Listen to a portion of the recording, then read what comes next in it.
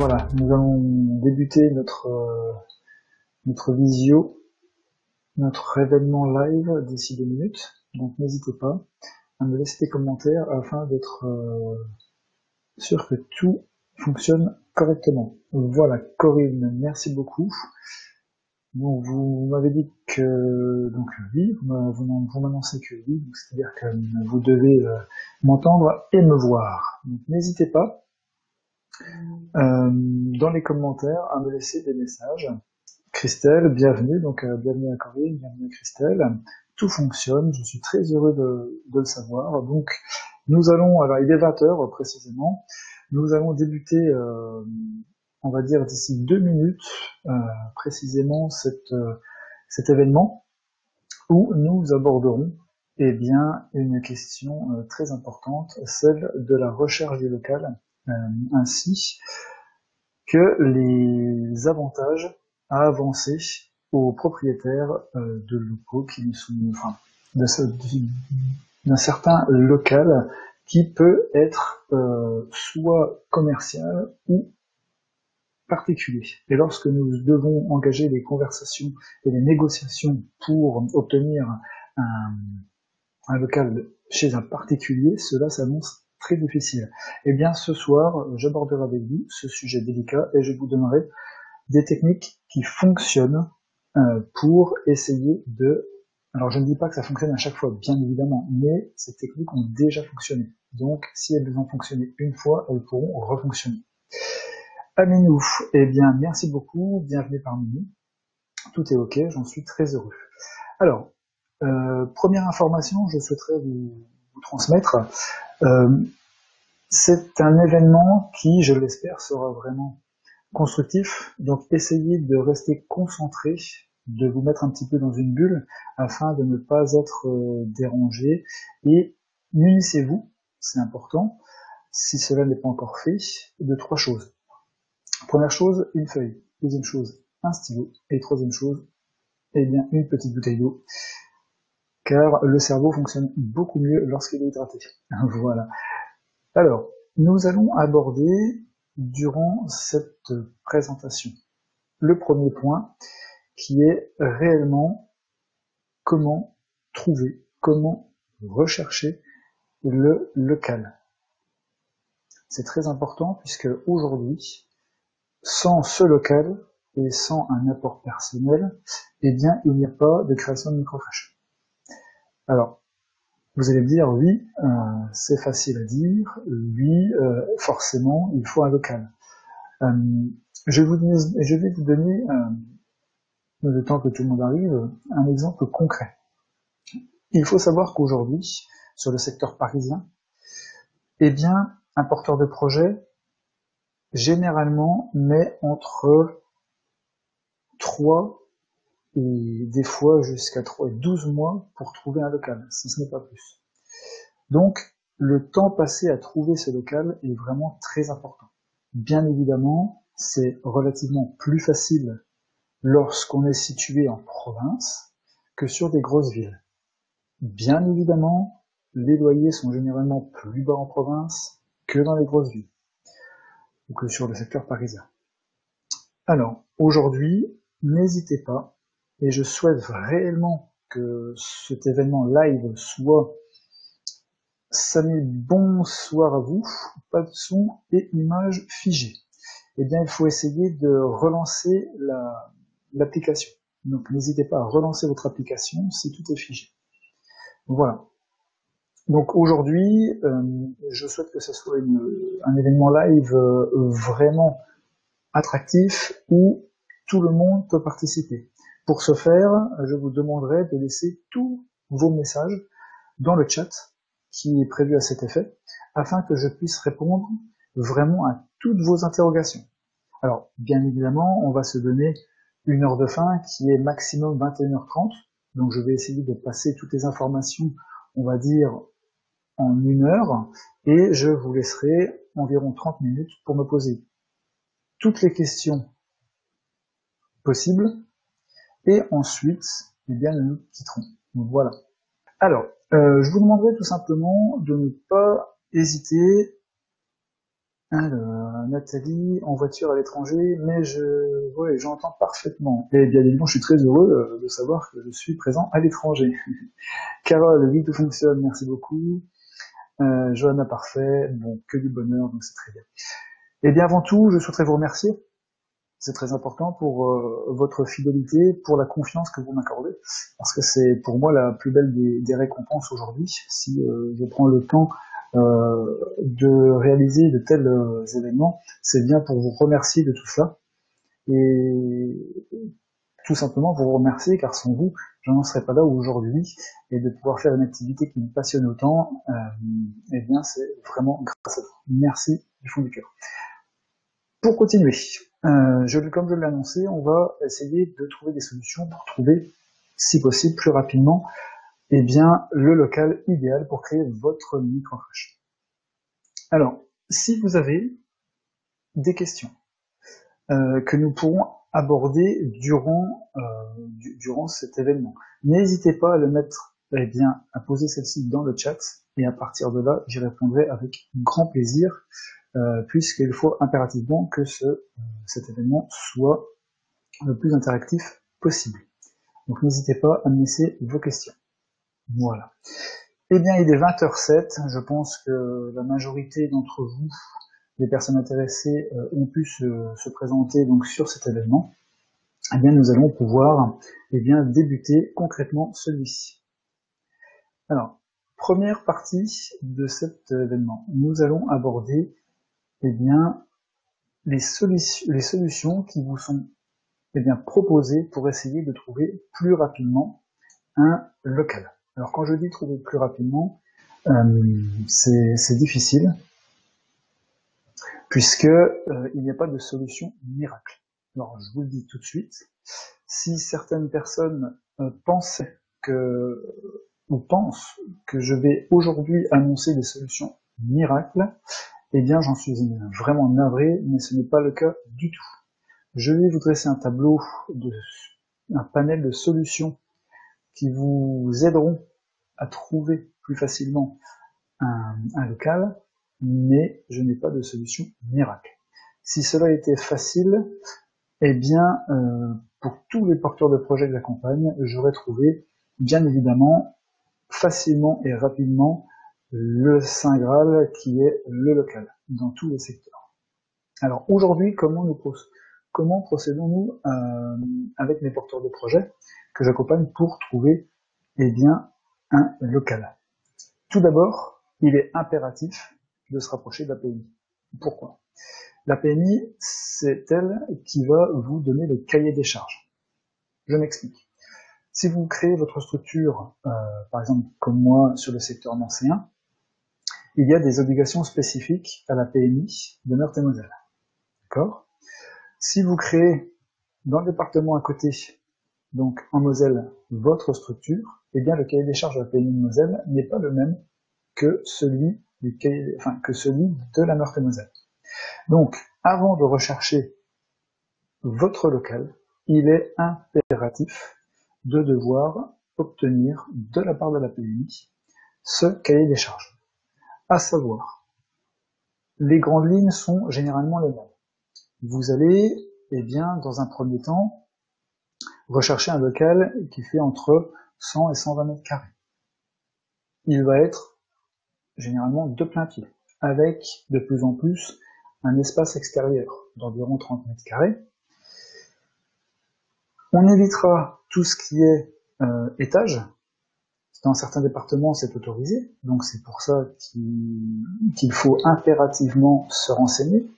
Alors on va rechercher un local qui est de plein pied, mais si la PMI l'accepte, si celui-ci a un étage, vous pourrez prétendre aux possibilités qui vous proposent aucun étage. Moi, personnellement, je le déconseille. C'est beaucoup de problématiques à gérer. Donc, une fois que vous avez réalisé cette démarche auprès de la PMI, une fois que vous avez ce cahier des charges, une fois que vous savez ce que vous devez chercher, vous pouvez débuter votre recherche. Alors, moi j'aimerais bien savoir, n'hésitez pas à me laisser dans les commentaires les différents moyens que vous connaissez aujourd'hui pour rechercher un local. Voilà, je vous demanderai si vous voulez bien je vais vous laisser une petite minute, je vous demanderai de laisser en commentaire la façon dont vous mettez en place pour trouver le local idéal. Ça m'intéresse beaucoup pour savoir effectivement ce qui se fait, on va dire, de la part des porteurs de projets qui n'ont pas toutes les connaissances, et à partir de là, je pourrais, moi, creuser le sujet. Alex, bonjour. Voilà, alors pour ceux qui arrivent, comme je disais, je souhaiterais que vous puissiez me mettre en commentaire tout simplement la façon qui vous semble la meilleure pour vous, pour rechercher votre local idéal. Est-ce que c'est par le biais, par exemple, d'internet? Est-ce que c'est par le biais du bouche à bouche? Voilà, j'attends vos commentaires pour que ce soit un petit peu, on va dire, interactif. Alors, Nathalie, merci. Demander à la mairie, c'est déjà une première possibilité. Voilà, ça fait partie des possibilités. Alors, différentes solutions vous seront proposées de la part de la mairie. Alors, la mairie, elle peut vous proposer, un local à loyer modéré. Ça, c'est très important puisque le local appartient à la mairie, mais pour vous aider dans votre projet, elle met un local à disposition, mais à loyer modéré. C'est-à-dire que là, c'est une très très bonne solution. Donc, comme dit Nathalie, ne pas hésiter à demander à la mairie. Non, à loyer modéré, ou alors la mairie est capable de vous mettre un terrain à disposition, voilà, etc. Ensuite, Alex nous dit mairie ou entreprise. Alors, l'entreprise, on va dire que c'est plus sur des grandes villes. Ça se fait beaucoup plus dans les grandes villes. C'est-à-dire que les entreprises et les mairies vont fournir un local. L'entreprise, par exemple, pour vous donner un exemple concret, va proposer en rez-de-chaussée de son entreprise ou une annexe au porteur de projet pour qu'il puisse créer sa structure en échange de places pour ses employés. Alors, c'est très rare, mais ça peut tout de même arriver. Donc n'hésitez pas à demander aux très grosses entreprises s'il y a possibilité d'avoir une partie de leur entreprise ou une annexe pour créer votre structure. Ça peut être très important. Vélia, bonsoir. Perso, j'ai cherché un local par une agence immobilière, mais je suis toujours bloqué par le refus du propriétaire ou par l'agence qui demande des cautionnaires. Alors, ça, c'est une autre problématique. Donc, pour l'instant, je vais reprendre le mode de sélection, le mode de recherche. Donc, passer tout simplement par une agence immobilière. Donc, une agence immobilière, c'est ce qu'il faut faire également. Donc, premièrement, demander à la mairie. Ça, c'est la première chose à faire. Deuxièmement, voir si vous êtes dans les grandes villes, demander aux entreprises. Ça peut être une bonne solution. Troisièmement, passer tout simplement, comme cela se fait, par les agences immobilières, que ce soit en dur ou par Internet, d'accord? Alors, ensuite, Valia nous dit, de plus, c'est la PMI qui bloque aussi en faisant attendre trop longtemps la venue du médecin PMI pour avis favorable avant de s'engager. Alors ça, c'est encore une autre problématique que nous réglerons à la fin de cet événement. Donc, une fois que vous avez fait les agences immobilières, quelles sont les autres solutions? Alors, il en existe. J'ai parlé, par exemple, est-ce que la possibilité de rechercher par le biais d'Internet évoque pour certains participants des solutions? Il y a plusieurs solutions par le biais d'Internet. À votre avis, quelles sont-elles? N'hésitez pas à me laisser moi des messages que nous puissions vraiment participer ensemble. Donc, je vais vous donner une solution. Donc, on a dit les agences immobilières en dur ou sur site internet, eh bien une solution qui est aujourd'hui plus, on va dire, visionnée en France, eh bien est le site Le Bon Coin. Donc tout le monde sait aujourd'hui que le site Le Bon Coin est un passage obligatoire pour trouver eh bien le local idéal. Il y a certaines possibilités et certaines, on va dire, opportunités qui sont réalisées par le biais du Bon Coin. Donc le site Le Bon Coin. Il y a un autre site sur lequel il faut eh bien aller voir aussi, c'est particulier à particulier. C'est très important, c'est un site où eh bien, les particuliers échangent et ça peut être vraiment important. Tout en sachant également, et ce n'est pas négligeable, que si vous passez directement par des particuliers qui louent soit un local commercial ou un local particulier qui passera par la suite en local commercial, eh bien vous économisez tous les frais d'agence. Donc toute économie réalisée est toujours bonne à prendre. C'est très important lorsque on crée une structure, puisque les économies eh bien, pourront être réinjectées dans d'autres postes. C'est très très important. Donc n'hésitez pas à vous, on va dire, à mettre en priorité dans le choix eh bien, des sites tels que Le Bon Coin, particulier ou d'autres, et bien évidemment passer par les agences. Mais si vous avez des solutions, on va dire, directes en particulier, eh bien, n'hésitez pas à passer par un particulier pour économiser tous ces frais d'agence. C'est très important. Alors, Céline me dit, le maire de mon village m'avait proposé un ancien local à louer, mais avec un énorme budget travaux, de ma part. C'est-à-dire plus de 200 000 €. Jeune propriétaire, ça m'était impossible. Alors, Céline, ça c'est une très bonne remarque. Merci pour ce message. Merci à tous les autres aussi, bien évidemment.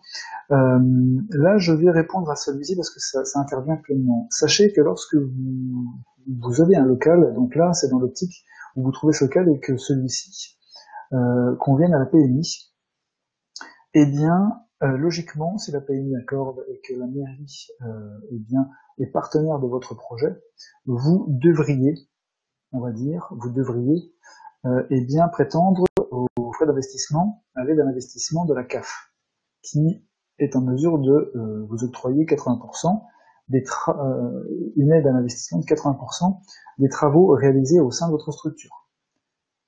Donc ce n'est pas négligeable, et sur les 200 000 €, 80% va pu être pris en charge par la CAF.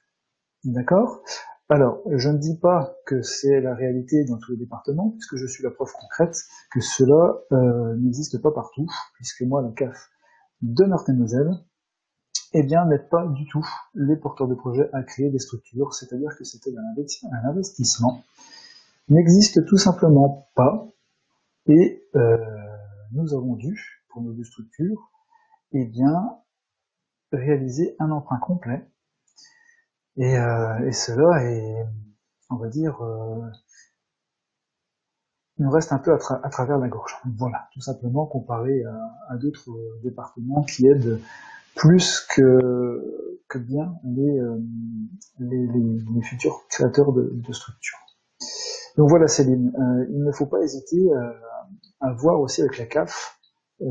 En fait, c'est une commission tripartite avec la CAF, vous et la PMI, à savoir combien vous avez le droit en aide, etc. Et si la CAF vous dit que vous avez droit à 80%, eh bien n'hésitez pas. 80%, c'est toujours très bon à prendre, et l'emprunt sera toujours, on va dire, beaucoup plus bas. Voilà, en espérant avoir répondu. Samy, bonsoir, je n'arrive pas à suivre les conversations puisque je m'y mets sinon, mais à travers vos écrits, je peux dire que pour ma part, j'ai ici le local, mais pas la superficie. Puis-je poursuivre mon projet avec un nombre d'enfants réduit? Alors, ça c'est aussi une bonne question. Il faut savoir que dans les grandes villes, surtout dans le secteur parisien, eh bien, les PMI offrent des agréments en fonction des surfaces. C'est-à-dire que si vous avez 90 mètres carrés, en gros, la PMI va pouvoir prétendre à 9 agréments. si vous avez 80 mètres carrés à 8 agréments. Donc, cela est en mesure d'être réalisé dans les grandes villes. D'accord? En province, c'est très rare, mais c'est possible. Je vous donne encore un exemple concret, le mien. Eh bien, lors de notre ouverture, nous avons eu un agrément, alors c'était pas pour la superficie, mais c'était pour une autre raison, mais nous avons débuté avec un nombre d'agréments un peu plus bas, et celui-ci a augmenté quelques semaines plus tard. Voilà. Donc ça peut être réalisé. Alors n'arrêtez pas votre projet, mais assurez-vous bien auprès de votre PMI que le nombre d'agréments en fonction de votre local est en mesure de correspondre et que celui-ci sera accepté. Maintenant, il est impératif également de reprendre l'étude prévisionnelle pour savoir si votre projet est viable. C'est très important. Parce que partir avec 8 enfants au lieu de 10, c'est un manque à gagner. Et lorsque vous étudiez le prévisionnel, eh bien, il faut impérativement que ça soit toujours rentable. Donc, voilà. Du coup, alors Alex, du coup, il faut un apport personnel ou rien, car j'ai rien niveau apport. Alors, ce n'est pas le... on ne va pas parler ce soir vraiment de l'apport, ce n'est pas le sujet, mais il est impératif aujourd'hui. Alors certains diront non, mais bon, moi je peux vous prouver par A plus B que l'apport personnel est une obligation, puisque rien lorsque vous allez trouver, justement pour revenir au sujet de ce soir, le local, eh bien il va vous falloir avancer les 3 mois de loyer. Donc à partir de là, eh bien l'apport personnel, rien que pour ça, est une obligation. Voilà, donc je souhaite simplement préciser ce soir qu'un apport personnel est une obligation pour créer une structure. Voilà. Alors plus ou moins, mais vous devrez avoir de l'argent de côté pour créer votre structure. Alors Céline, merci pour votre réponse. Effectivement, je n'étais pas au courant de cette aide par la CAF. Oui, donc voilà, c'est très important, parce que 200 000 euros, moins 80%, vous imaginez bien que cela est beaucoup plus facile par la suite. Donc, nous pouvons revenir aux moyens, ou alors si vous avez encore d'autres remarques, n'hésitez surtout pas. Donc je continue. Nous sommes passés par la mairie, nous avons fait des agences immobilières, nous avons fait le site Le Bon Coin, nous avons fait les sites de particulier à particulier. Si vous avez d'autres idées, n'hésitez pas à m'en faire part, c'est très important. Donc, il y a une autre idée qui fonctionne toujours aujourd'hui. Alors, beaucoup de monde me dit que c'est terminé, mais moi j'y crois encore, c'est tout ce que l'on appelle le bouche à oreille. Les connaissances, le cercle d'amis et le réseautage. C'est-à-dire que des personnes dans votre réseau, dans vos amis, là je pense plus particulièrement par exemple à YouTube, à Facebook, l'ami d'un ami d'un ami est potentiellement propriétaire d'un local et où personne n'est au courant, et à partir de là, vous aurez éventuellement la possibilité de pouvoir obtenir celui-ci. Donc le réseautage, Facebook, le bouche-oreille est une autre solution pour trouver un local. C'est très important. Aujourd'hui, il faut savoir que le réseautage, donc c'est ce qu'on appelle le réseautage entre guillemets de bouche à oreille en dur, donc en vis-à-vis, ou alors par le biais de Facebook, est ce qui fonctionne, on va dire, peut-être pas le mieux, mais ce qui fonctionne très très bien. Un autre exemple, dans les recherches d'emploi, aujourd'hui, beaucoup passent par Facebook pour retrouver des emplois. Sachez également que vous pouvez, grâce à Facebook, faire des annonces. Alors c'est payant, mais vous pouvez réseauter grâce à Facebook, mettre des annonces et sélectionner directement, par exemple, des propriétaires de maisons qui seront en mesure de pouvoir pouvoir vous proposer un local. Donc n'hésitez pas à passer par tous ces réseaux et ce réseautage et les bouche-oreilles. Une autre solution qui est aujourd'hui un peu plus, on va dire, qui arrive sur le marché depuis quelques années, bon, par contre là il faut être un peu plus patient, eh bien ce sont les nouvelles constructions. D'accord? Donc on rejoint un petit peu Alors, je suis désolé parce que je prends les questions, enfin les commentaires en direct. Ne pas avoir un réseau de chinois, il nous pique le local et le projet. Oui, d'accord. Alors, sachez que réseau chinois, bon, je ne vais pas m'étendre sur le sujet, mais sachez qu'aujourd'hui, c'est une véritable bataille pour trouver le local. C'est-à-dire qu'il y a énormément de franchises, il y a énormément de franchisés, il y a énormément de porteurs de projets. Et à partir de là, eh bien, le local idéal, il n'est pas 150. Et dès qu'il y en a un disponible, eh bien, tout le monde se jette dessus.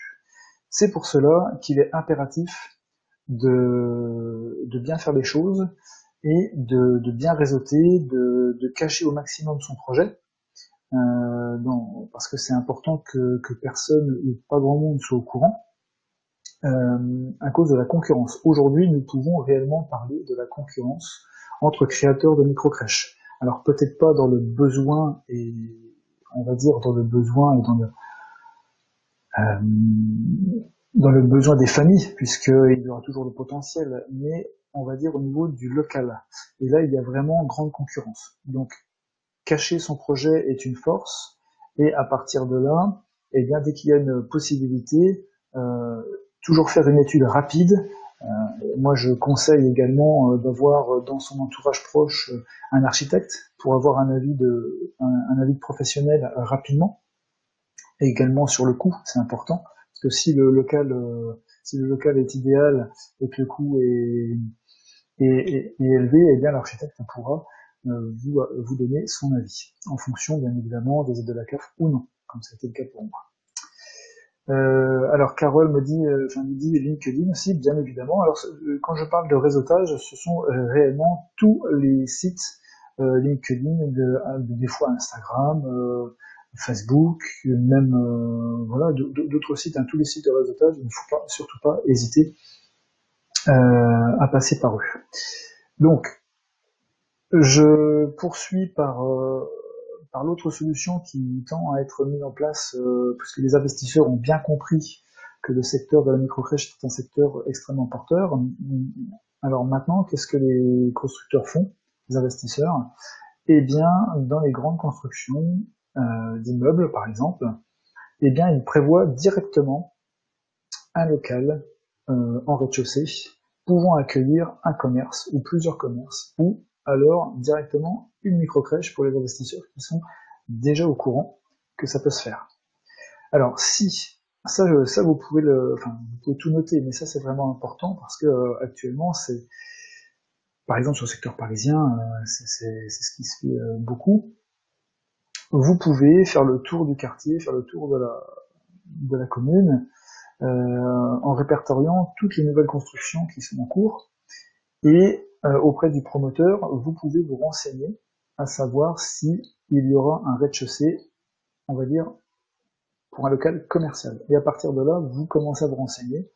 Alors bien évidemment, si c'est en construction, ce sera un projet qui sera, on va dire, à venir d'ici peut-être un an. Mais c'est pas grave, puisque vous aurez au moins le local de valider. Donc c'est vraiment très important. Ensuite, une fois que, bonjour à Laetitia, une fois que cela est fait, eh bien vous pouvez vous rapprocher donc de lister, je dis bien lister, tous les promoteurs, faire le tour, téléphoner, savoir ce qui se fait, et à partir de là, vous positionner directement. Pourquoi c'est un avantage? Puisque ce sont, on va dire, pour trouver le local, c'est vraiment l'idéal, puisque c'est un local qui sera vraiment nu, où vous pourrez même prétendre, avec le promoteur et le propriétaire, d'aménager celui-ci, bon, bien évidemment, le loyer sera augmenté, mais il y aura déjà tout de réalisé à l'intérieur. C'est important. Ou une autre possibilité, c'est-à-dire que si vous avez déjà de la CAF, vous pouvez demander au propriétaire de faire le minimum et d'aménager lui-même. Donc ça, c'est quelque chose de très important, et c'est une solution aujourd'hui que les grands groupes utilisent, tout ce qui est grosses franchises, etc. Bien évidemment, personne ne le dit, puisque c'est des secrets bien gardés. Personnellement, comme je l'ai toujours fait, moi, je donne tous mes renseignements, même les plus secrets, à la base, pour que tous les porteurs de projets puissent un jour, comme moi, réaliser leurs rêves, créer leur structure. Ça m'a pris quelques années, j'ai jamais lâché, donc eh bien, si je n'ai qu'un conseil aujourd'hui à vous donner, c'est ne lâchez rien et croyez en vos rêves. Et c'est pour ça que je vous donne aujourd'hui cette solution, on va dire, qui sera éventuellement, je l'espère, en mesure de vous aider. Donc les constructions par le biais de promoteurs qui, en rez-de-chaussée, eh bien, réservent un local, généralement, pour du commerce. Et le local peut être éventuellement utilisé pour la création d'une microcrèche. Alors, un autre message, c'est possibilité de louer une maison neuve d'un entrepreneur. Selon vous, quel est le montant maximum que l'on peut mettre dans la location pour que ce soit viable pour la gérante? Alors, il y a deux solutions. Aujourd'hui, il est impératif de savoir qu'en province, le loyer maximum que vous pourrez octroyer à votre structure est de 1 500 €. Ça, c'est le loyer maximum. Sur Paris, il peut aller jusqu'à 2002, on va dire 2002-2003, ce qui est déjà voilà, ça, ce sont les ce sont le maximum. Donc, en province et sur Paris. 1500 en province, on va dire 2002 sur Paris. Au-delà de ça, je vais pas dire que on va dire que ce sera pas viable. Voilà, on va parler clairement, ce ne sera pas viable. Donc 1500 € maximum en province, 2200, 2003 maximum sur le secteur parisien. Voilà, en espérant avoir répondu à votre question. J'ai récemment tenté par un promoteur qui construit habitation et locaux commerciaux, mais pour 130 mètres carrés, le loyer était de 2600 € hors taxe. Donc ce n'est pas viable. Voilà, c'est un exemple concret. Vélia nous dit, et là vous avez tous un exemple concret, donc merci pour ça, Vélia. 130 mètres carrés, un loyer de 2600 €. Ce propriétaire ne connaît pas tout simplement les obligations dues aux microcrèches. Donc après vous pouvez discuter. Il faut savoir qu'il est possible de dire, voilà, nous on peut aller sur le secteur parisien jusqu'à 2200 €, mais il faut savoir que c'est lorsque la structure tourne, puisque sur le secteur parisien, s'il n'est plus approuvé, vous aurez forcément des familles. Une fois que ça tourne correctement, eh bien le promoteur, on va dire le propriétaire, eh bien c'est un réel investissement puisque c'est à vie.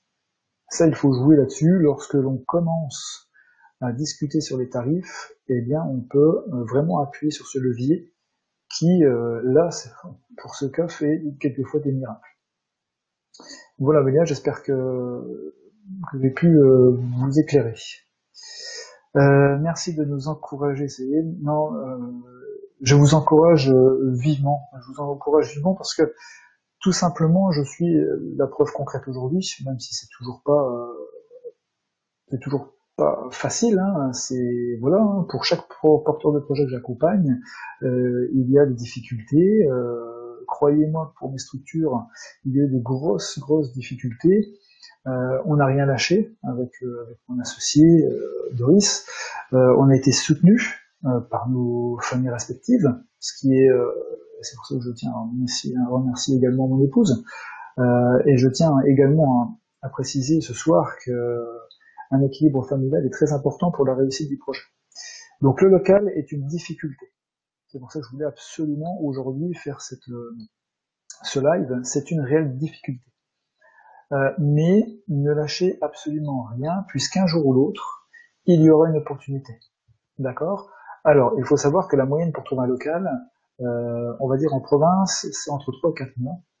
Alors c'est une moyenne, hein, en province c'est 3 et 4 mois. Sur le secteur parisien, c'est dans les alentours entre 6 et 8 mois. Donc tout ça, ce sont des moyennes. Mais ça vous permet de garder confiance en votre projet, de garder confiance en vous. Ce n'est pas parce qu'au bout de 2 semaines, vous n'avez pas trouvé le Saint Graal qu'il faut lâcher. Il ne faut absolument rien lâcher, et à un moment donné, vous trouvez l'opportunité, et vous pourrez avancer dans votre projet. Donc, nous revenons sur les possibilités. Nous avons commencé par la mairie, qui est en mesure soit de vous donner, de vous octroyer un local, d'accord, à l'euro symbolique, ce qui est aujourd'hui pratiquement impossible, soit de vous octroyer un local avec un loyer modéré, ce qui se fait, soit de vous proposer un terrain pour de la construction, ça je vais y venir après. Ensuite, nous avons les agences immobilières, en dur ou sur Internet. Bien vérifier et bien avoir en tête qu'il y a des frais à payer, des frais d'agence. C'est important à prendre en compte. Ensuite, nous avons tout ce qui est site Internet de particulier à particulier, Le Bon Coin. Ça, c'est très important aussi, parce que là, il n'y a pas de frais d'agence généralement. Donc, c'est important. Après, nous avons l'autre solution du réseautage, par le biais de Facebook, LinkedIn, du bouche à oreille. Ça, c'est également une solution très importante qui fonctionne très bien aujourd'hui. Donc n'hésitez pas à vous en servir, à déposer des annonces par le biais de Facebook, voilà, à faire tourner au maximum pour que votre réseau travaille pour vous et puisse eh bien vous aider à trouver le local. Et l'autre solution, c'est de passer par des promoteurs. Alors c'est de la construction neuve, c'est-à-dire qu'il y a un délai d'attente, mais vous pouvez travailler directement sur plan et à partir de là obtenir un an après votre local, alors plus ou moins aménagé, hein, ce sera à voir avec le promoteur, le propriétaire, et à partir de là partir sur du neuf. C'est important également. Alors, un message, à cause de la concurrence, je n'arrive pas à obtenir réponse à toutes mes questions. Donc je souhaite rentrer en relation avec vous pour avancer dans mon projet. Pouvez-vous me contacter dans les jours qui vont venir, si vous voulez, je vous remercie. Alors, je vais faire une chose, c'est que je vais vous laisser mon adresse mail personnelle. Donc pour toutes les personnes qui seraient intéressées pour des renseignements, ou un accompagnement, ou une formation, enfin pour tout et n'importe quoi, ça sera avec grand plaisir que je vous répondrai. J'essaie généralement de donner réponse entre 24 et 48 heures. Voilà, donc je vais laisser mon adresse mail en commentaire et vous pourrez eh bien me contacter directement par mail. Voilà. Donc, mon adresse mail, c'est j.pietremont23@gmail.com. Voilà. Donc, cela est réalisé, cela est fait. Donc, n'hésitez pas à me contacter pour qu'on puisse discuter de votre projet, pour qu'on puisse, je l'espère, trouver des solutions et ainsi vous aider à avancer sur ce long chemin qui est celui de la création de microflash. D'accord ? Voilà, donc n'hésitez pas à prendre mon adresse mail et à me contacter. Alors, maintenant que nous avons, on va dire, fait le tour, alors il y a encore, je parlais également de l'architecte, c'est important, tous les professionnels du bâtiment, architectes, maîtres d'œuvre, grosses entreprises du bâtiment, sont en mesure éventuellement de vous aider, d'accord ? C'est tout à leur avantage, puisque s'ils trouvent un local, eh bien, ils vont travailler pour vous. Ça, c'est en contrepartie. Donc, n'hésitez pas à passer par tous ces professionnels du bâtiment, afin d'essayer de trouver, eh bien, le local idéal. Ça peut être une bonne solution, comme éventuellement la mairie, le service sur l'urbanisme. Si vous avez des bonnes relations avec la mairie, ils ont également des contacts, donc c'est tout ce qui touche encore au réseautage, hein. Ils ont des contacts pour éventuellement trouver le local qui va bien. Voilà. Alors, pour un bail espéré, comment négocier quand on n'a pas de personne pour caution pour garantir le loyer? Une agence a été jusqu'à me demander de bloquer le loyer sur 3 ans. Alors, ça c'est une autre difficulté. Dans quel secteur? Je pense que ça c'est du secteur parisien, non? Vous pouvez me noter en commentaire, les gars, s'il vous plaît, le secteur dans lequel vous recherchez, afin que je puisse avoir on va dire que je puisse visualiser. Voilà. Donc j'attends votre réponse. Alors il est évident que c'est la négociation. Les propriétaires, les agences immobilières, eh bien, sont au courant pour le plus grand nombre aujourd'hui. Première couronne de Toulouse. D'accord. Donc oui, c'est une grosse ville. Donc je disais le secteur parisien, mais Toulouse, Bordeaux, Lyon, c'est un peu la même chose. Donc pour les négociations dans les grandes villes, c'est alors là, quand vous me dites demander de bloquer les loyers sur 3 ans, sincèrement, à mon sens, c'est ridicule et je vais pas dire impossible, mais presque. Donc il faut tout simplement laisser tomber cette agence, à mon sens. Il faut laisser tomber cette agence et se retourner vers d'autres parce que c'est pas possible. On ne peut pas, n'importe quel créateur d'entreprise, je dis bien créateur, là je parle même pas de microcrèche, je parle de créateur d'entreprise, ne peut pas avancer, ne peut pas demander 3 ans de salaire, 3 ans de loyer, c'est impossible.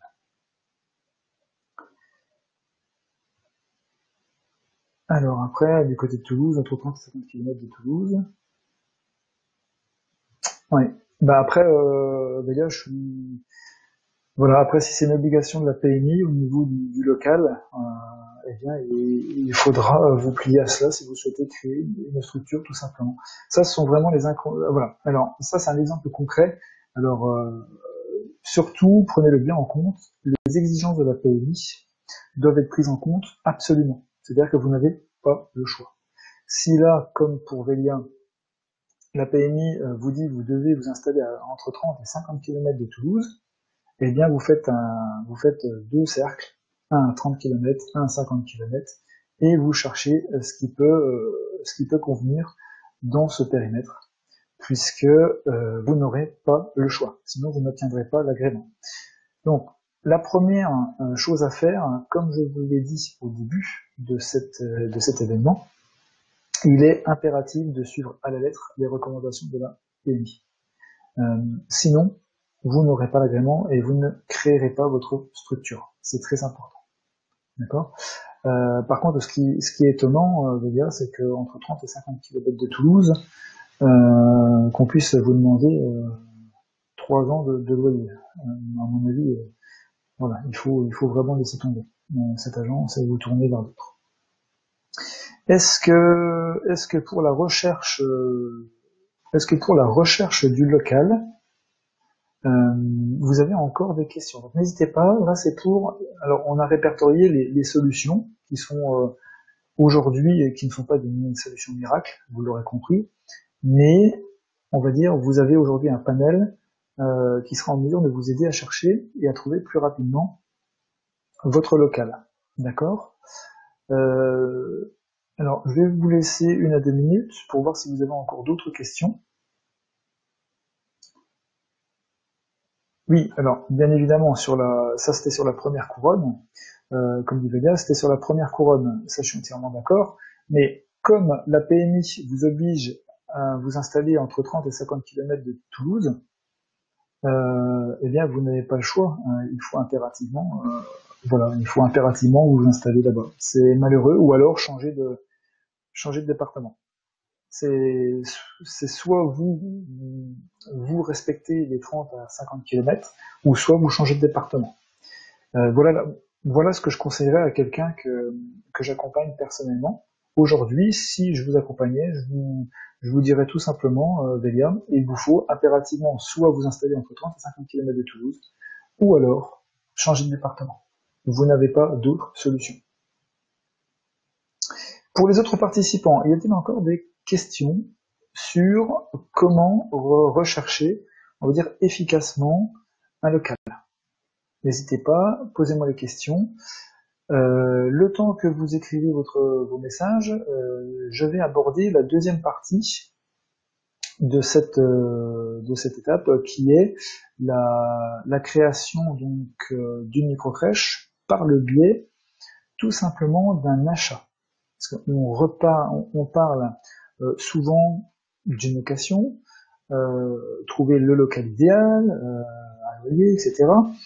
Mais sachez qu'il est possible aussi d'acheter un local. C'est-à-dire que, je reprends l'exemple de la mairie vous dit, voilà, j'ai un terrain, on ne peut pas vous aider pour le local, mais par contre, nous avons un terrain à disposition et nous sommes en mesure, si vous le souhaitez, de vous le céder, de vous le laisser, pour que vous puissiez construire un bâtiment dessus qui pourra accueillir votre structure. Alors, il faut savoir que cette structure sera créée de toutes pièces. Donc, ça a un coût, et bien évidemment, il faut faire un montage financier. Comment le montage financier doit être réalisé? Eh bien, ça c'est pareil, c'est tenu secret, moi je vais vous le dire. Ce soir, donc notez-le, si jamais vous avez un apport personnel conséquent, là il faut vraiment un bon apport personnel, que vous êtes en mesure d'investir, eh bien, vous devrez créer une SCI, une société civile immobilière, cette société construira votre bâtiment, d'accord, construira le local commercial, prendra en charge la construction, et la société microcrèche que vous créerez en parallèle, eh bien, sera locataire de votre SCI. Donc, vous aménagerez le local grâce à l'aide à l'investissement de la CAF, si vous avez la chance de l'avoir, d'accord? Et de l'autre côté, votre société, votre SCI, pourra, elle, construire le local et toucher, donc pour rembourser celui-ci, le loyer de votre microcrèche. C'est le meilleur montage financier aujourd'hui qui puisse exister pour créer une structure, puisque vous investissez deux fois, la première dans l'immobilier, dans la pierre, et la deuxième dans votre entreprise, votre propre entreprise. Donc c'est très important, et ça c'est vraiment le meilleur montage. Alors, il est évident, quand je parle d'apport, c'est la question d'Alex, apport, combien, tout est relatif. Aujourd'hui, moi j'estime qu'entre 20 et 30 000 euros pour une structure, voilà, moi j'estime entre 20 et 30 000 euros l'apport nécessaire pour créer une structure. Après, pour des porteurs de projets, ça sera plus, pour d'autres, ça sera moins. Tout dépend du local trouvé, tout dépend des travaux réalisés. J'ai déjà vu des porteurs de projets créer leur structure avec 10 000 euros d'apport. Voilà, donc tout est relatif. Alors pourquoi il faut un apport personnel? Alors je vais quand même expliquer. La banque va vous faire un prêt global, d'accord, pour faire les travaux, etc. Mais la banque ne va pas vous prêter l'argent gratuitement. C'est-à-dire qu'elle va dire, eh bien moi, voilà, comme dit Velia, il faut un apport de 30% du projet. Alors, je vais vous expliquer et voilà vraiment pourquoi. Si on part sur 100 000 euros d'emprunt, eh bien la banque va vous demander entre 15 et 30% d'apport personnel. Donc entre 15 000 et 30 000 euros, en fonction de l'importance qu'elle y tient et de la confiance qu'elle a en vous. Donc c'est pour ça que l'apport personnel est une obligation, puisque déjà rien que la banque va vous obliger à investir de l'argent dans votre projet, puisque c'est normal, une banque ne va pas prêter d'argent à une personne qui elle-même n'est pas en mesure d'investir son propre argent dans son propre projet. D'accord? Donc ça c'est important. Il faut savoir que la banque va demander entre 15 et 30% d'apport personnel sur le budget global. Ça c'est important.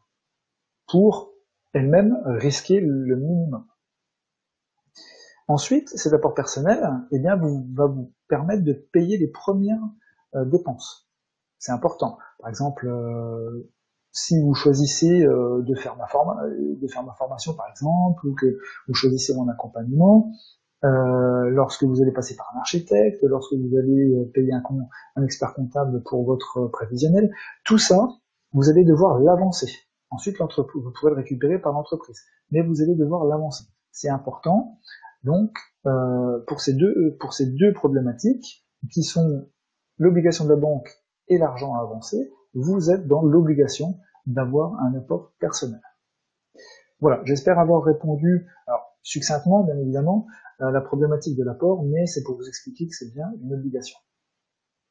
Donc j'en reviens à la création, qui est une chose vraiment, lorsque vous avez un très gros apport personnel, eh bien c'est la meilleure des façons de se lancer dans deux investissements, l'investissement immobilier et l'investissement à la création de microcrédits, de l'entreprise. C'est très important. Ça reste tout de même une solution. Ça reste une solution pour trouver le local. Alors, après, il y a l'autre solution aussi de trouver une maison, on va dire pas très chère, dans laquelle vous pourrez vous-même réaliser des travaux, d'accord, et à partir de là, vous serez peut-être en mesure d'acheter pour peu cher. Ça, c'est pareil, c'est à étudier. Vous aurez quand même une SCI, mais pour acheter une maison, on va dire peu chère, et dans laquelle vous réaliserez des travaux grâce à votre microcrèche, à votre entreprise microcrèche. Ça peut être très important. Voilà. Donc, est-ce que vous avez d'autres questions sur eh bien, toutes ces problématiques qui sont la recherche du local, les possibilités et l'achat direct du local. Voilà. Si vous n'avez plus de questions, eh bien nous allons, parce que nous sommes en route depuis environ 55 minutes, donc nous allons passer à la deuxième étape de cet événement, qui est tout simplement comment aborder avec un propriétaire d'une maison, on va dire d'une maison ou d'un local, mais qui n'est pas commercial d'office. D'accord? Donc c'est pour de la location normale, et vous trouvez, plus généralement c'est une maison, vous trouvez une maison qui est en mesure de convenir pour votre projet, mais cette maison est à usage locatif et non commercial.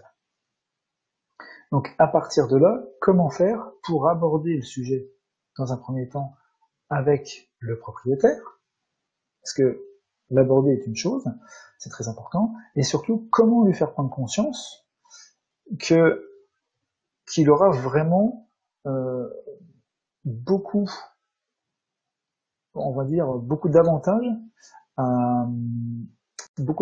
tout simplement à vous laisser le local. Alors, MP, bonsoir. Alors, Alex, est-ce qu'il faut un dossier dans les mains, comment demander en mairie, pour avoir un local? Peut-être, je m'exprime mal. Alors, Alex, en fait, je pense comprendre ce que vous me demandez. Est-ce qu'il faut quelque chose, on va dire un début de dossier, on va dire quelque chose, des preuves comme quoi vous êtes porteur de projet? Oui. Tous les porteurs de projet que j'accompagne ont un dossier de présentation, c'est ce que j'appelle un dossier de présentation, qu'ils transmettent à toutes les mairies dans lesquelles ils se rendent. C'est très important. Il est impératif d'être, on va dire, formé, d'utiliser des bons termes techniques, et tout cela fera que vous pourrez passer avant d'autres porteurs de projets. Comme je dis à toutes les personnes que j'ai la chance d'accompagner, il faut passer devant ceux qui ont vu de la lumière et qui, comme par hasard, viennent taper aux portes de la mairie en espérant avoir de l'aide. D'accord? Il faut se préparer, il faut se former, c'est une création d'entreprise. Je ne veux pas dire que vous jouez votre vie, mais quand même. Donc il faut se préparer au maximum, avoir, comme je l'ai dit, du biscuit à donner au maximum aux interlocuteurs que vous aurez face à vous. Et surtout utiliser les termes techniques, car lorsque vous allez par la suite avancer dans le projet et rencontrer la PMI et la CAF, vous allez avoir face à vous des professionnels. Donc à partir de là, si vous n'utilisez pas les bons termes, si vous ne comprenez pas tout simplement ce que la PMI, les professionnels de petite enfance, sont en mesure de vous transmettre comme information, vous allez droit dans le mur. D'accord?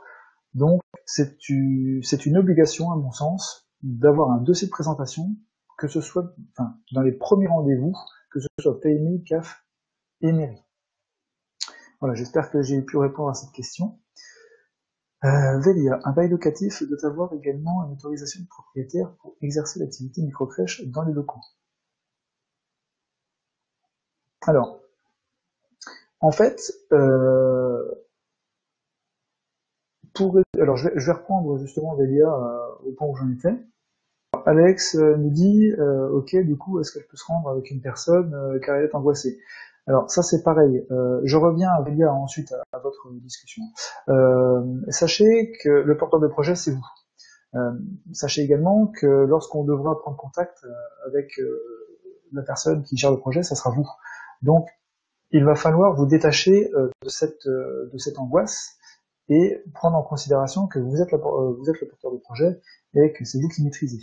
Si vous avez peur, si vous avez des angoisses, c'est qu'à mon sens, vous n'avez pas toutes les bases de la création. C'est qu'il vous faut être formé pour avoir tous les tenants et les aboutissants de la création. Voilà, ça c'est à mon sens ce qui se passe, c'est que vous n'êtes pas assez, on va dire, serein ou sereine, et à partir de là, vous avez peur de tout ce qui peut vous être amené par vos différents interlocuteurs. Donc, le meilleur conseil que je pourrais vous donner aujourd'hui, c'est formez-vous, armez-vous, afin de pouvoir prendre confiance en vous, et ainsi aller, on va dire, sereinement à tous les rendez-vous que vous aurez. Alors, je reviens maintenant au bail locatif. Alors, le bail locatif, le propriétaire, donc au début, va faire un bail locatif. Dans la majorité des cas, sa maison, il l'aura louée pendant X années à des familles, et du jour au lendemain, il va voir arriver un professionnel, on va dire, un professionnel de la petite enfance, qui va lui demander s'il est possible, dans sa maison, de casser les murs, de refaire des travaux et d'y mettre une microcrèche. Et de passer en bail commercial, puisque, étant donné que la microcrèche est un commerce, eh bien, nous sommes en obligation de passer en bail commercial. Voilà, c'est là où tous les porteurs de projets, ou la majorité, sur le secteur parisien, par exemple, rencontrent des problèmes parce que aujourd'hui, dans les grandes villes, nous rencontrons beaucoup de possibilités dans les maisons de propriétaires à usage locatif au démarrage, et grâce à certains, on va dire, certains points positifs, eh bien, certains propriétaires acceptent de changer en local commercial. Alors, comment aborder on va dire, ce changement de locatif au commercial? Eh bien, dans un premier temps, qu'est-ce que va vous dire le propriétaire? Alors, les arguments des propriétaires sont très simples. Ils ont peur. Voilà, ils ont peur. Ils ont peur du bruit. Ils ont peur, on va dire, du stationnement. Ça, c'est important. Ils ont peur que tout soit saccagé dans leur maison. Ils ont peur de ne plus reconnaître leur maison après. Et ils ont peur également, si jamais la structure vient fermer, eh bien, que devient leur maison? Parce qu'ils ne pourront plus la louer. Pour eux, ils ne pourront plus la louer.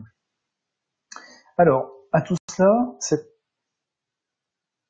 très simple, mais vous avez déjà les 5 questions, les 5 approches qu'il vous faudra prendre en compte. La première, au niveau du bruit. D'accord? La problématique du propriétaire, celle du bruit. Donc, qu'allez-vous répondre à cela? Eh bien, 10 enfants dans une structure, avec les nouvelles normes acoustiques, etc., eh bien, il n'y a pas plus de bruit que cela. La preuve en est, vous pourrez citer mon exemple si vous voulez, les 2 structures microcrèches ont 2 appartements juste au-dessus d'eux, juste au-dessus d'elles, eh bien, les locataires n'entendent absolument pas les 20 enfants qui sont juste en dessous d'eux. Donc, ça, c'est la première chose, on va dire, à dire aux propriétaires. Au niveau du bruit, au niveau des obligations acoustiques, eh bien, vous pouvez tout à fait gérer cette problématique, sans aucun problème. En deuxième crainte, le stationnement. Parce que le propriétaire ne connaît rien, et c'est tout à fait logique, n'y connaît rien au niveau de l'arrivée et des départs des parents. C'est-à-dire que pour eux, tout le monde arrive en même temps, tout le monde repart en même temps. Alors là, pour convaincre celui-ci, et on va dire aller à l'encontre de sa mauvaise pensée, il faut tout simplement dire que les parents arrivent au compte-gouttes, qu'il y a de temps en temps 2 véhicules, 3 maximum, en même temps, et que tout au long de la journée, ce sera des petits allées nues, mais il n'y aura jamais 10 voitures en même temps qui amèneront leurs enfants et 10 voitures en même temps qui viendront chercher leur enfant. C'est pratiquement impossible. Donc, très important d'argumenter en disant que 1 à 2 places de stationnement suffisent pour que le va-et-vient des parents puisse être effectué. Donc il ne faut pas, il faut bien spécifier qu'il ne faut pas 10 places de stationnement, que juste 2 places suffisent pour qu'on puisse faire un aller et venu des parents sans qu'il n'y ait de brouhaha, sans qu'il n'y ait de gêne à la circulation. Voilà, c'est très important. La troisième chose,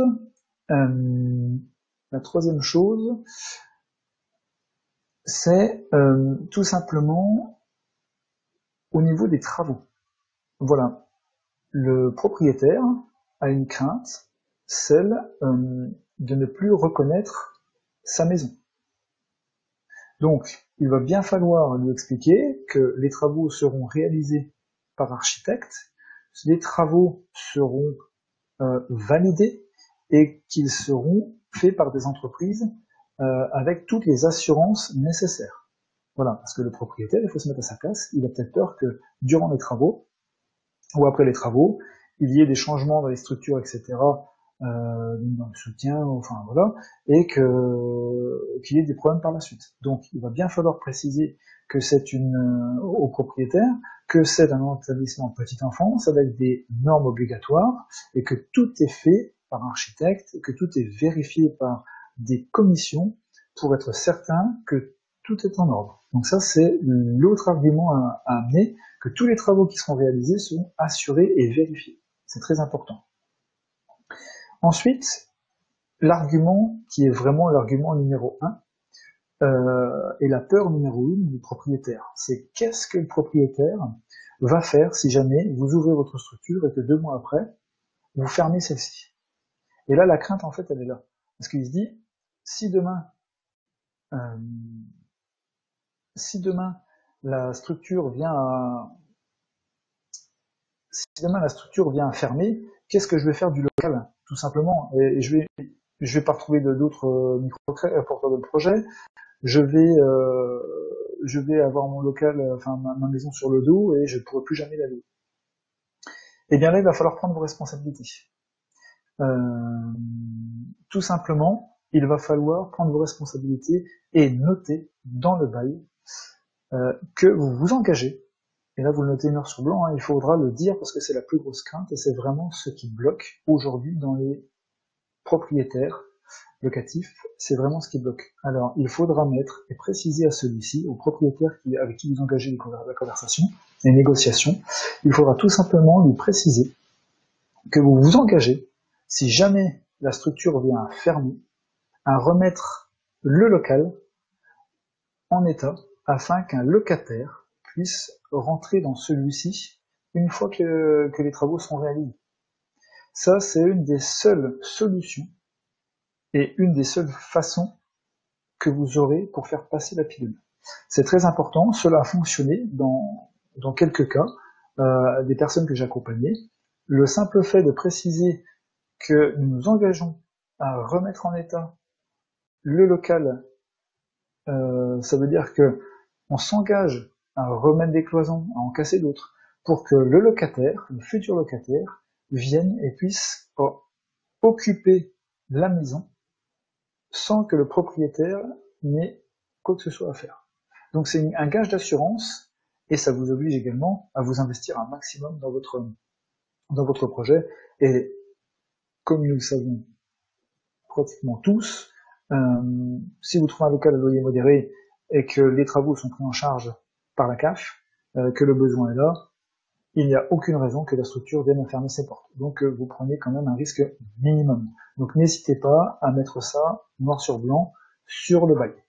Alors, Nathalie nous dit, le propriétaire doit-il obtenir l'accord de la copropriété s'il transforme son bail locatif en bail commercial, surtout pour une microcrèche, et peut-il rompre le dit contrat si la copropriété se plaint? Alors, il faut savoir que bien évidemment, le propriétaire doit toujours en parler à la copropriété. C'est une obligation, hein. Même un local commercial, si d'office dans une copropriété, le propriétaire devra demander l'accord à celle-ci. Et si par la suite, donc on imagine que la copropriété dit oui, que le bail locatif change en bail commercial, eh bien c'est un bail en 369. Donc vous ne pouvez à aucun moment, enfin personne ne peut à aucun moment eh bien annuler celui-ci entre ces périodes. C'est du 3-6-9 obligatoire. D'accord? Voilà. Donc, j'en reviens à ces informations qui sont vraiment très importantes pour trouver un local, une maison, et passer du locatif en commercial. D'accord? Donc, on va surtout préciser au propriétaire que nous engageons à restituer un local si jamais notre structure vient fermer, un local en mesure d'accueillir un nouveau locataire. Nous lui confirmons que 2 places de stationnement suffisent et non pas 10, et qu'à aucun moment toutes les familles seront en mesure de faire d'arriver tout en même temps et de repartir tout en même temps. Nous lui assurons que les travaux seront pris en charge par un architecte ou par un maître d'œuvre qui s'assurera des entreprises qui l'emploient, avec des assurances bien évidemment, et des contrôles, commission, incendie, etc. Au niveau du bruit, eh bien nous pourrons lui assurer que le bruit il n'y en aura pas plus que ça, mis à part bien évidemment de temps en temps lorsque les enfants sont à l'extérieur et ça fait un peu de bruit, c'est tout à fait normal. Mais au sein de la structure, si jamais il y a un locataire ou des locataires au-dessus de la structure, eh bien comme cela est la preuve concrète chez moi, hein, dans mes structures, deux locataires sont situés au-dessus de mes structures et ils n'entendent absolument rien. Donc c'est très important. Voilà. J'ai passé en revue les points importants à aborder avec un propriétaire, les craintes qu'il a et ce que vous devez apporter comme argument pour lutter contre ces craintes. Est-ce que vous avez d'autres questionnements à ce sujet pour que nous puissions échanger sur ça? Alors n'hésitez pas à me laisser des commentaires sur le cas du commercial, du locatif et des arguments à avancer pour que nous puissions eh bien nous-mêmes avancer dans cet événement dans lequel il nous reste encore, on va dire, une vingtaine de minutes pour que ce soit vraiment constructif. Donc n'hésitez pas. Est-ce que vous avez d'autres questionnements sur l'aspect recherche ou négociation? Est-ce que vous avez d'autres questions? Tout en sachant également, je ne l'ai pas précisé tout à l'heure, mais lorsque vous allez trouver un local, généralement, on va vous demander 3 mois de loyer d'avance. Donc c'est important, puisque tout ça sera à sortir de votre propre poche. Donc ce sera à sortir de votre apport personnel. D'accord? Donc une fois de plus, voici encore une preuve concrète qu'un apport personnel est obligatoire. Ça c'est également à noter. N'hésitez pas, hein, laissez-moi des questions, laissez-moi des commentaires, afin que je puisse y répondre, puisque là j'ai fait le tour des 2 points que nous devions aborder ce soir. Donc pour résumer, hein, j'espère que les techniques de recherche qui ont été abordées ce soir ont pu ou pourront vous aider à trouver le local idéal. Ensuite, il y a eu la partie achat qui a été abordée, qui peut être également une solution pour ceux qui ont les moyens. Et une fois que nous avons abordé tout cela, nous sommes passés à la deuxième partie, qui est vraiment la partie négociation avec le propriétaire d'un local locatif, et pour le faire passer en commercial. Donc c'est quand même important. J'espère que tout ceci a pu vous aider. Alors il n'y a plus de commentaires. Alors je ne sais pas si c'est parce que j'étais assez explicite ou si c'est parce que vous n'avez plus d'autres questions. Alors n'hésitez pas, hein, vu qu'on a abordé plusieurs choses, là nous pouvons un peu élargir si vous avez d'autres questions. Il nous reste un gros quart d'heure. Donc je suis tout oui et ce sera avec grand plaisir que je répondrai à vos questions. Alors en attendant, je souhaite quand même vous remercier avant toute chose pour la participation et pour la confiance accordée, parce que c'est pour moi la plus belle des récompenses. C'est très gentil à vous de m'octroyer quand même 1h30 de votre temps pour que nous puissions partager cet événement. Alors, Aménou, faut-il payer les 3 mois de loyer lors de la signature du bail ou lors de la réservation? Alors, les 3 mois de loyer vous seront demandés lorsque vous signerez le bail. C'est voilà, la signature, les 3 mois vous sont demandés. Donc c'est à la signature du bail et pas avant. Puisque avant, vous allez signer un projet de bail, etc., avec des clauses. Ça c'est important de noter des clauses qui sont, à mon sens, deux impératives. Celle de l'accord de la PMI et la deuxième de l'accord du prêt bancaire. Donc ça, c'est aussi ce que nous mettons en place avec mes porteurs de projet. Je ne l'ai encore, c'est encore un nouveau secret que j'aborde ce soir, donc notez-le. C'est-à-dire que lorsque vous allez signer un bail, ou un projet de bail, il faut impérativement y noter deux clauses. Celle de, on va dire, de l'obligation d'obtention d'agrément de la PMI, donc la PMI, et l'obligation d'obtention du prêt bancaire. C'est très important. Cela pourra vous permettre de casser le bail, hein, si jamais il y a un problème problématique. Si vous ne mettez pas ces deux clauses, eh bien vous vous engagerez et vous n'aurez pas de solution de retrait. Donc c'est vraiment très très très important de notifier ça. Voilà, donc je tiens à vous remercier. Le temps de vous poser les autres questions, je vais aborder les solutions également que je suis à mesure, parce que j'ai vu que certaines personnes étaient intéressées. Donc je suis en mesure de, comme vous le savez, hein, de vous former, de vous accompagner. Donc il ne faut pas hésiter. Allez sur mon blog. Je vais d'ailleurs mettre le lien pour ceux qui ne l'ont pas en commentaire. Comme ça sera fait. Hop. Alors attendez, je fais juste une petite manœuvre. Voilà. Voilà. Donc ça c'est mon blog, ça c'est mon site comme vous le savez. Ensuite, eh bien nous avons le blog, d'accord,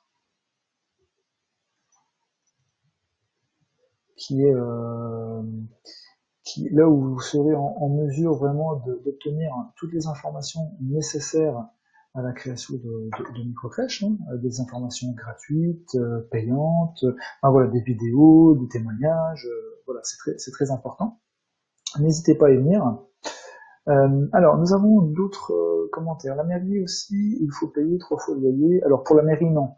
La mairie, il y a des possibilités d'arrangement sans aucun problème, puisqu'ils mettront tout à vos dispositions pour s'arranger au maximum et vous faciliter la tâche. Pour l'apport, ça sera la même chose, puisque l'apport vous permettra de payer d'autres dépenses. Alors, Loïna, la PMI me dit que parfois, en attendant le déblocage des aides de la CAF, il faudra assurer 1 an de loyer, ou même plus, donc ma microcrèche ne tourne pas et je paye dans le vide. Comment assurer tout ça? Alors, c'est très simple. C'est pour cela que dans l'accompagnement de porteurs de projet, La priorité est de réaliser une étude prévisionnelle sans prise en compte des subventions de la CAF.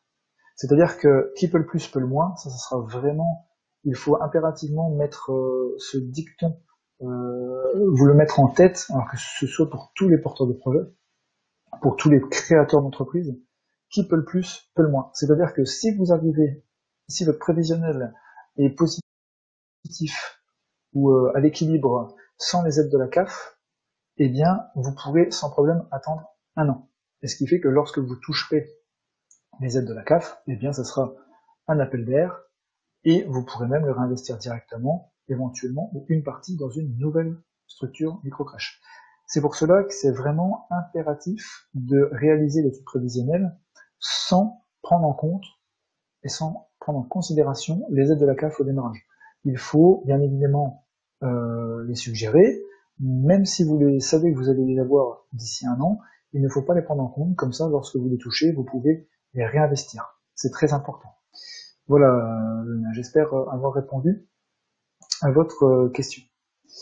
Nathalie, quand on trouve un local, il faut que la PMI se déplace pour donner son accord. Puis, il faut réunir les partenaires pour accord final. Le tout peut prendre 3 mois. Peut-on négocier pour ne pas payer le loyer le temps que la structure ouvre? Alors, Nathalie, il faut savoir que ce que vous donnez comme information est valable dans votre département, mais n'est pas valable dans d'autres départements. C'est pour ça que la création de microcrèche est vraiment très difficile, parce que ce qui est valable dans un endroit n'est pas valable dans l'autre. Donc effectivement, si vous devez, dans votre département, attendre l'avenue de la PMI, attendre que celle-ci se réunisse en commission, etc., c'est vrai que ça devient difficile. Et donc, vous devez négocier, eh bien, on va dire, la période durant laquelle vous allez obtenir l'accord, tout en sachant, bon, généralement vous l'aurez, parce que la PMI doit quand même vous donner un préaccord. Si jamais vous devez attendre, la meilleure solution que j'avais proposée aujourd'hui, en termes de négociation pure du loyer, c'est-à-dire que vous pouvez demander au propriétaire de répartir les 3 mois de loyer sur l'année suivante. Comme ça, lui ne perd pas du tout de loyer, puisqu'il est réparti. Donc à partir de l'ouverture, eh bien, ou 3 mois après l'ouverture, il additionne, il divise par 12 les mois et il les cumule, on va dire, au loyer. Voilà, ce qui fait que vous arrivez à reculer et lui touchera quand même ses loyers. C'est un point de négociation qui est impératif. Tout en sachant également que lorsque vous réalisez les travaux, vous avez le droit de demander, normalement, ça se fait, maintenant sur le secteur parisien, ça se fait beaucoup moins, mais en province, ça se fait de demander, on va dire, 2 mois ou 1 à 2 mois, ça peut être jusqu'à 3 mois, de franchise de loyer, c'est-à-dire que vous ne payez pas de loyer le temps des travaux. Ça, c'est important et il faut absolument faire cette demande au propriétaire. C'est très important parce que c'est tout ce que vous n'aurez pas payé. Donc 2 solutions, soit de la franchise de loyer, soit du report de loyer. C'est important parce que ça vous donne quand même du souffle. Voilà Nathalie, Vélia, merci pour ces renseignements, si pour nous avoir consacré de votre temps. Merci à vous. Merci beaucoup pour toutes ces infos, bonne soirée, merci beaucoup. Est-ce que tu passes pour l'accompagnement ou c'est par visio? Alors, ça me fait sourire. Alors, sachez qu'aujourd'hui, j'en suis à plus de 20 ouvertures de structures microcrèches dans toute la France. J'en ai même aidé en Outre-mer. À aucun moment, je me suis déplacé. Tout s'est toujours passé par visio, tout a toujours été résolu par téléphone ou Skype. C'est-à-dire que tous les arguments prioritaires que sont en mesure d'avancer certaines franchises, c'est-à-dire moi on vous accompagne, on vient avec vous, etc. Ce sont des arguments, certes, ça peut soulager certaines personnes. J'en suis entièrement je suis entièrement d'accord sur le point, mais ce n'est vraiment pas une obligation. J'en suis une fois de plus la preuve concrète, et je peux vous donner tous les noms des personnes que j'ai accompagnées et que j'ai aidé à créer leur structure, et à aucun moment je me suis déplacé. La seule chose que je suis en mesure de faire, c'est aider au recrutement, et ça se fait également par Skype. Donc à aucun moment je suis amené à me déplacer, et tous les rendez-vous, tout s'est toujours très bien passé. Donc j'espère pouvoir à un moment donné faire des... Je vais me pencher sur la tâche dès que j'aurai un peu le temps, c'est-à-dire amener des témoignages de porteurs de projets que j'ai accompagnés pour vous prouver que l'accompagnement personnalisé, main dans la main, mais à vos rendez-vous, ce n'est vraiment pas à mon sens, une bonne chose, parce que vous êtes le porteur de projet, ce n'est pas à nous de se présenter, mais bien à vous. C'est là où il faut vraiment faire la part des choses. La PMI, la CAF, la mairie cherchent à découvrir le porteur de projet, ne cherchent pas à découvrir la personne qui l'accompagne. Donc c'est très important. Voilà. Voilà, ben, n'hésitez pas à vous rendre sur mon blog, n'hésitez pas à vous abonner à ma page YouTube, puisque je vais dans peu de temps également, je vais aussi mettre l'accès à ma page YouTube ici. Ça pourra toujours vous aider, puisque je vais réaliser de nouvelles vidéos, parce que j'en suis aujourd'hui à 655 abonnés. À 655 abonnés, et je souhaiterais vraiment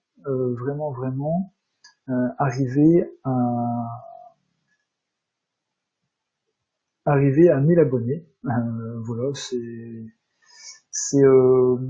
c'est une petite, on va dire, un petit objectif que j'ai. Et grâce à vous, j'espère que celui-ci pourra être mis en place. Voilà. Alors, je suis désolé si j'ai fait des petites coupures, mais c'est parce que je suis en train de vous mettre voilà. Donc voilà, je vous ai mis le lien de mon blog, je vous ai mis le lien de ma page Facebook, de ma page YouTube. Je vais quand même vous mettre, pour ceux qui peuvent être intéressés, le lien de ma formation. C'est quand même important parce que, comme je le disais tout à l'heure, si vous souhaitez à un moment donné avancer dans votre projet, il vous faudra impérativement être guidé, avoir une ligne directrice. Si vous souhaitez aborder les futurs rendez-vous de la meilleure des façons, il va vous falloir les bons termes, la technicité, l'assurance, et ça passe par une formation. Donc si jamais vous êtes intéressé, n'hésitez pas à aller cliquer sur le dernier lien que je viens de poster, et là vous serez accompagné. C'est une formation personnalisée réalisée à distance de chez vous, et où nous avons 2 heures de communication lors de celle-ci, et où je m'occupe personnellement de vous et de votre projet. Voilà. Eh bien, j'en ai terminé. Il reste 5 minutes. Si par hasard vous avez encore des questions à aborder, sachez qu'il reste 5 minutes. C'est avec grand plaisir que je répondrai à celle-ci. Et si jamais vous n'avez plus de questions, eh bien, je vous remercie vraiment énormément pour le temps que vous m'avez accordé, pour la confiance que vous m'accordez. J'espère du fond du cœur que cette vidéo a pu vous aider, a pu vous faire avancer. Alors, Nathalie, merci pour votre aide, vous êtes très précis et vous connaissez parfaitement le sujet, rare et précieux.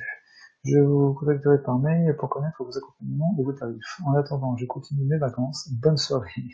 Alors, Nathalie, je vous souhaite réellement de très bonnes vacances. Merci beaucoup pour votre message. Il est vrai que, comparé à beaucoup de porteurs de créateurs de franchises, d'accompagnateurs, etc., j'ai eu la chance, en 2007, c'est une chance, de me planter complètement. Et depuis ce temps-là, j'ai toujours dit que j'aiderais au maximum les personnes à ne pas connaître ce que j'ai eu. Aujourd'hui, ce que je fais, les informations que je donne, je pourrais les garder secrètes, je pourrais les garder pour moi, les faire payer cher.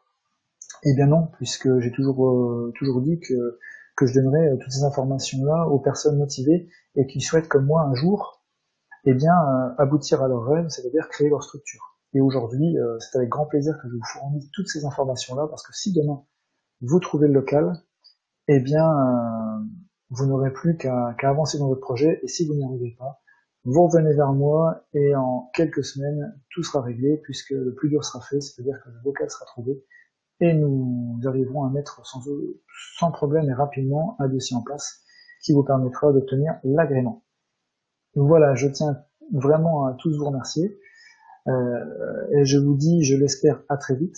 N'hésitez pas à liker la vidéo, à la partager, et surtout, si vous voulez me faire une petite faveur, tout simplement allez vous abonner à ma chaîne YouTube pour que je puisse arriver à 1000 participants, enfin à 1000 abonnés, ce qui me permettra d'avoir d'autres avantages par YouTube et ouvrir encore d'autres perspectives pour vous aider encore mieux.